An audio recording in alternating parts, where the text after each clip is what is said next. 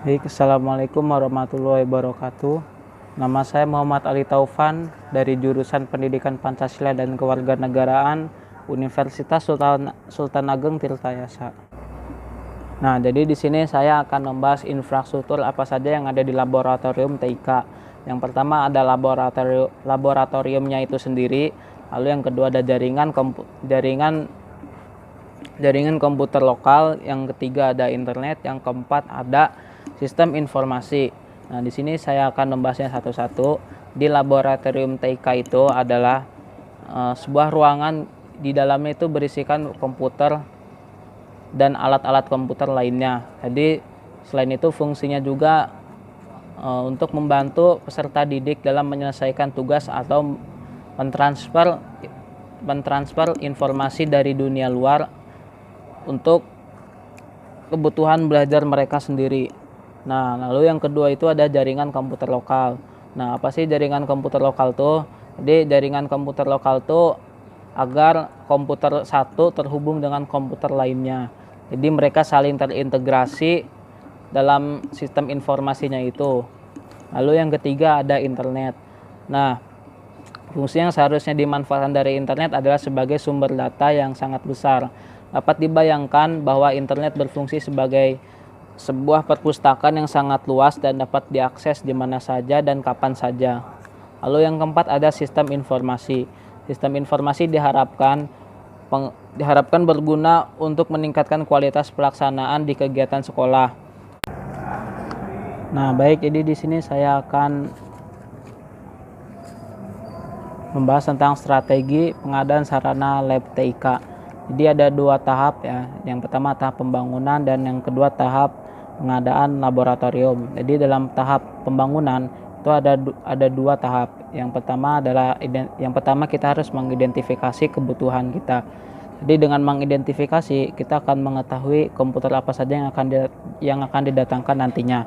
Lalu yang kedua ada tahap persiapan sarana dan prasarana. Jadi kita harus seperti memperhatikan kebutuhan listrik, meja, gedung, tata letak, meja, dan spesifikasi lainnya yang berkaitan dengan komputer. Nah, lalu dalam tahap pengadaan laboratorium, sini ada 5 tahap yang bisa kita coba atau yang sekolah dapat lakukan. Yang pertama dengan membeli tunai. Dia membeli tunai, jadi pihak sekolah membeli langsung kepada toko untuk membeli komputernya. Lalu ada beli kredit. Nah, jadi pihak sekolah membayarkan uang kepada toko secara kredit atau cicilan per bulan. Lalu ada sewa beli. Jadi sekolah yang pertama membayarkan dengan harga sewa, setelah itu membayarkannya lagi dan akhirnya menjadi milik sekolah. Lalu ada saham. Jadi saham itu adalah bentuk kerjasama antara toko dan sekolah. Jadi di situ mereka 50% punya toko, 50%-nya lagi milik sekolah. Nah, lalu ada block grant. Jadi block grant itu adalah sebuah dana untuk pemberdayaan dan peningkatan mutu dari laboratorium itu sendiri. Nah, selanjutnya di sini kita beralih untuk membahas tentang tata letak peralatan yang ada di laboratorium. Nah, pada umumnya yang ada di laboratorium itu luasnya itu mengikuti standar pada umumnya, kurang lebih 6-8 meter. Nah, syarat yang harus dipenuhi itu yang pertama luas untuk satu unit minimal 60-100 cm. Lalu yang kedua jarak antar komputer ke komputer yang ada di belakang itu 30 cm. Lalu jarak antara meja komputer ke kursi sekitar 30 cm. Itu tuh maksudnya supaya demi keamanan mata kita. Nah, lalu ada beberapa jenis tata letak. Yang pertama menghadap ke depan dan menghadap ke samping. Nah, itu tuh mempunyai makna tersendiri. Jadi menghadap ke depan tuh supaya ruangannya itu jika panjang dia bisa menyesuaikan.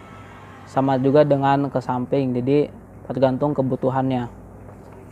Nah, lalu Selanjutnya saya akan membahas tentang aplikasi keamanan yang ada di laboratorium. Yang pertama ada IPScan, yang kedua adalah ada PodScan, yang ketiga ada WinSCP, keempat NetApp, Redmin dan NetSupport. Nah, jadi itulah yang telah saya bahas mengenai infrastruktur, strategi, tahap pengadaan, tata letak, serta aplikasi keamanan apa saja yang ada di laboratorium TIK. Nah, untuk lebihnya terima kasih telah menonton video ini. Terima kasih. Wassalamualaikum warahmatullahi wabarakatuh.